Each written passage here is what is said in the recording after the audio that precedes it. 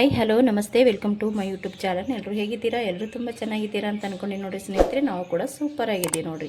ಇದೇನಪ್ಪ ಇದು ಮಾವಿನ ಹಣ್ಣು ತೋರಿಸ್ತಾ ಇದ್ದಾಳೆ ಅಂತ ಅಂದ್ಕೊಂಡ್ರಿ. ಹೌದ್ರಿ, ಮಾವಿನ ಹಣ್ಣಿಂದ ಸೀಕಣಿ ಮಾಡಕತ್ತೀನಿ ರೀ. ಚಪಾತಿಗೆ ಅನ್ನಕ್ಕಂತೂ ತುಂಬ ಚೆನ್ನಾಗಿರುತ್ತಾ. ಆದಷ್ಟು ಹಣ್ಣಾಗಿರಂಥ ಸಿಹಿಯಾಗಿರುತ್ತಾ ಮಾವಿನ ಹಣ್ಣು ತೊಗೋಬೇಕ್ರಿ. ಈಗಂತೂ ಮಾವಿನ ಹಣ್ಣು ಸೀಸನ್ ಐತಿ, ಎಲ್ಲಿ ಬೇಕಲ್ಲಿ ಮಾವಿನ ಹಣ್ಣು ಸಿಗುತ್ತಾ. ಇವತ್ತು ನಮ್ಮ ಮನೆಯೊಳಗೆ ಚಪಾತಿ ಒಟ್ಟಿಗೆ ನಾನಿಲ್ಲಿ ಮಾವಿನಕಾಯಿ ಸೀಕಣಿ ಮಾಡ್ತಾ ಇದ್ದೀನಿ. ಈ ಮಾವಿನಕಾಯಿ ಸೀಕಣಿ ತುಂಬ ಸುಲಭವಾಗಿ ಮಾಡ್ಕೋಬೋದು, ಅಷ್ಟೇ ಟೇಸ್ಟಿಯಾಗಿ ಕೂಡ ಆಗುತ್ತಾ, ಬೇಗನೂ ಮಾಡ್ಕೋಬೋದು ರೀ. ಬನ್ನಿರಿ ನಮ್ಮ ಮನೆಯೊಳಗೆ ಯಾವ ರೀತಿ ಮಾವಿನಕಾಯಿ ಸೀಕಣಿನ ಮಾಡ್ತೀವಿ ಅಂತ ನಿಮ್ಗೆ ಕೂಡ ಶೇರ್ ಮಾಡ್ಕೋತೀನಿ. ಆಲ್ರೆಡಿ ನಾನು ಇದನ್ನು ತೊಳ್ಕೊಂಡು ಮುಂದ್ಗಡೆ ಇರೋಂಥ ತುಂಬನ ತೆಗೆದು ಸ್ವಲ್ಪ ಕೈಯಿಂದ ಈ ರೀತಿ ಉಜ್ಜಿಬಿಟ್ಟು ಮೆತ್ತ ಮಾಡ್ಕೊಂಡೇನಿ ರೀ. ಒಂದು ಸ್ವಲ್ಪ ಬಿರುಸಿತ್ತಂದ್ರೆ ಈ ರೀತಿ ಉಜ್ಕೋಬೇಕ್ರಿ. ಆಲ್ರೆಡಿ ನಾನು ಉಜ್ಜಿದ್ದೀನಿ, ಇದನ್ನು ಫುಲ್ ಮೆತ್ತಗಾಗಿ ಓಪನ್ ಕೂಡ ಆಗೈತಿ. ಇಲ್ಲೊಂದು ಪಾತ್ರೆನೂ ಕೂಡ ತೊಗೊಂಡೇನಿ ರೀ. ಮುಂಚೆನೇ ತೊಳೆದು ಕ್ಲೀನ್ ಮಾಡ್ಕೊಂಡೇನಿ. ಇದರಲ್ಲಿರೋಂಥ ಎಲ್ಲನೂ ನಾವು ರಸನ ಹಿಂಡಿ ತೊಗೋಬೇಕ್ರಿ. ಮಾವಿನ ಹಣ್ಣಿಂದು ಇಲ್ಲಿ ಒಂದೇ ತೊಗೊಂಡೇನಿ ರೀ. ನಾನು ಇವಾಗ ಒಂದರದಿಂದ ಮಾಡ್ತಾ ಇದ್ದೀನಿ. ನಿಮಗೆ ಎಷ್ಟು ಬೇಕು ನೋಡಿಕೊಂಡು ತೊಗೊಂಡು ಮಾಡ್ಕೋಬೋದ್ರಿ. ಚಪಾತಿಗೆ ಅನ್ನಕ್ಕಂತೂ ಸಖತ್ತಾಗಿರುತ್ತೆ ಸ್ನೇಹಿತರೆ. ಇವಾಗ ನೋಡ್ರಿ, ಇಲ್ಲಿರೋಂಥ ಮಾವಿನಕಾಯಿ ರಸನ ಅಷ್ಟು ನಾನು ಇಲ್ಲಿ ಒಂದು ಪಾತ್ರೆಗೆ ತಗೊಳ್ಕತ್ತೀನಿ ನೋಡ್ರಿ. ಇದು ಇಷ್ಟು ನಾನು ಪಾತ್ರೆ ಒಳಗೆ ತಗೋತೀನಿ ನೋಡ್ರಿ. ನೋಡ್ರಿ, ನಾನಿಲ್ಲಿ ಇಷ್ಟು ಮಾವಿನಕಾಯಿ ಒಟ್ಟಾಳಿ ಅಂತೇಳಿ ಇರ್ತಲ್ರಿ, ಅದರಿಂದ ಅಷ್ಟು ನಾನು ಈ ರೀತಿ ರಸನ ತಗೊಂಡಿನಿ ನೋಡ್ರಿ. ಇಷ್ಟು ರಸ ತಗೊಂಡ್ರೆ ಸಾಕ್ರಿ. ಆಲ್ರೆಡಿ ನಾನು ಸಿಪ್ಪೆ ಕೂಡ ಕಿವುಚ್ಬಿಟ್ಟು ರಸನ ತಗೊಂಡಿದ್ದೀನಿ. ಇವಾಗ ಇಲ್ಲಿ ಇದು ರೆಡಿ ಆಯ್ತು ನೋಡ್ರಿ. ಇದು ರೆಡಿ ಆಯ್ತು ನೋಡ್ರಿ ಸ್ನೇಹಿತರೆ. ಇವಾಗ ಏನು ಮಾಡ್ತೀನಪ್ಪ ಅಂದ್ರೆ ನೋಡ್ರಿ, ಇವಾಗ ಇಲ್ಲಿ ನಾನು ಒಂದು ಅರ್ಧಕ್ಕಿಂತ ಕಡಿಮೆ ಆಗಷ್ಟು ಸಕ್ಕರೆನ ತೊಗೊಂಡಿನಿ. ಇಲ್ಲಿ ನೋಡ್ತಾ ಇರ್ಬೋದು, ಸೋಪು ಏಲಕ್ಕಿ ಜೇಜಿ ತೊಗೊಂಡಿನಿ ರೀ ಸ್ನೇಹಿತರೆ. ಸಕ್ಕರೆ ಇಷ್ಟ ಇದ್ದರೆ ಸಕ್ಕರೆ ಸೇರಿಸ್ಕೋರಿ. ಸಕ್ಕರೆ ಬೇಡಪ್ಪ ಅಂದ್ರೆ ಈ ಸಕ್ಕರೆ ಜಾಗಕ್ಕೆ ನೀವು ಬೆಲ್ಲ ಕೂಡ ಸೇರಿಸ್ಕೊಂಡು ಮಾಡ್ಕೋಬೋದು, ಅದನ್ನು ಟೇಸ್ಟ್ ಆಗ್ತದೆ.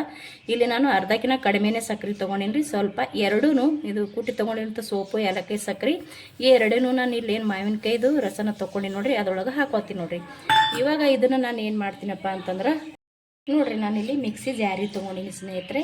ನೋಡಿರಿ, ಇದೇ ರೀತಿ ನಾವು ಮಾಡ್ಕೊಳ್ಳೋದು. ಇವಾಗ ಏನು ಮಾಡ್ತಾ ಇದ್ದೀನಿ, ಸಕ್ಕರೆ ಏಲಕ್ಕಿ ಸೋಪು ಮಾವಿನಕಾಯಿನ ಎಲ್ಲನೂ ನಾನು ಒಂದೇ ಪಾತ್ರೆ ಒಳಗೆ ಹಾಕೊಂಡಿದ್ದಲ್ರಿ. ಇದನ್ನ ಇಷ್ಟು ನಾನು ಇವಾಗ ಮಿಕ್ಸಿ ಜಾರಿ ಒಳಗೆ ಹಾಕ್ಕೊಂಡು ಇದನ್ನು ರುಬ್ಕೊಂಡು ಬರ್ತೀನಿ. ಒಂದು ರೌಂಡ್ ಮಾಡ್ಕೊಂಡ್ರೆ ಸಖತ್ತಾಗಿ ಮಾವಿನಕಾಯಿ ಇದನ್ನು ರೆಡಿ ಆಗುತ್ತೆ ನೋಡ್ರಿ ಸೀಕರಣಿ. ಇದನ್ನು ನಾನು ಇವಾಗ ಮಿಕ್ಸಿ ಮಾಡ್ಕೊಂಡು ತೊಗೊಂಡು ಬರ್ತೀನಿ ರೀ. ರೆಡಿ ಆಯ್ತು ನೋಡ್ರಿ. ಒಂದು ರೌಂಡ್ ತಿರುಗಿಸ್ರೆ ಸಾಕ್ರಿ, ಮಾವಿನಕಾಯಿ ಸೀಕರಣಿ ರೆಡಿಯಾಗಿ ಹೋಗುತ್ತೆ. ತುಂಬ ಅಂದರೆ ತುಂಬ ಟೇಸ್ಟಾಗಿರುತ್ತೆ ಸ್ನೇಹಿತರೆ. ಒಂದು ಸಲ ಖಂಡಿತ ಈ ರೀತಿ ಈ ವಿಧಾನದಾಗ ನೀವು ಕೂಡ ಮಾಡಿರಿ. ಕೆಲವರು ಒಂದೊಂದು ಥರ ಮಾಡ್ತಾರೆ, ಒಬ್ಬೊಬ್ಬರು ಒಂದೊಂದು ರೀತಿಯಾಗಿ ಮಾಡ್ತಾರೆ. ಕೆಲವರು ಮಿಕ್ಸಿ ಒಳಗೆ ಹಾಕ್ತಾರೆ, ಕೆಲವರು ಹಾಕ್ಲಾರ್ದೇ ಮಾಡ್ತಾರೆ. ನಮ್ಮ ಮನೆ ಒಳಗೆ ನೋಡಿರಿ ಇದೇ ರೀತಿ ನಾವು ಮಾಡೋದು ಮಾವಿನಕಾಯಿ ಸೀಕರಣೆ ತುಂಬ ಚೆನ್ನಾಗಿರುತ್ತೆ. ನಾನು ಮೊದಲೇನು ತೊಗೊಂಡಿದ್ದೆ ನೋಡಿರಿ, ಅದೇ ಪಾತ್ರೆ ಒಳಗೆ ಇದನ್ನು ಸರ್ವ್ ಮಾಡ್ಕೋತೀನಿ ನೋಡಿರಿ. ಇವಾಗ ಅದೇ ಪಾತ್ರೆ ಒಳಗೆ ಹಾಕ್ಕೊಳಕತ್ತೀನಿ ನೋಡ್ರಿ. ಇದನ್ನು ಕೆಲವರು ತುಂಬ ಗಟ್ಟಿಯಾಗಿ ಇಷ್ಟಪಡ್ತಾರೆ, ಕೆಲವರು ಏನೈತಿ ತುಂಬ ತಿಳಿಯಾಗಿ ಇಷ್ಟಪಡ್ತಾರೆ. ನಿಮಗೆ ಯಾವ ರೀತಿ ಬೇಕು ನೋಡಿಕೊಂಡು ನಾವು ಇದನ್ನು ಮಾಡ್ಕೋಬೋದು ನೋಡ್ರಿ. ಇದು ನಾನು ಇಲ್ಲಿ ಇಷ್ಟೊಂದು ಗಟ್ಟಿ ಕಲಸೀನಿ. ಇದಕ್ಕೆ ಇನ್ನೊಂದು ಸ್ವಲ್ಪ ನೀರು ಸೇರಿಸ್ಕೋತೀನಿ ರೀ. ಯಾಕಪ್ಪ ಅಂದ್ರೆ ಮಿಕ್ಸಿ ಜಾರಿಯಾಗಿ ಹರ್ಕೊಂಡಿನಲ್ರಿ, ಮಿಕ್ಸಿ ಜಾರಿನ ತೊಳೆದ್ಬಿಟ್ಟು ಹಾಕೋತೀನಿ ನೋಡ್ರಿ.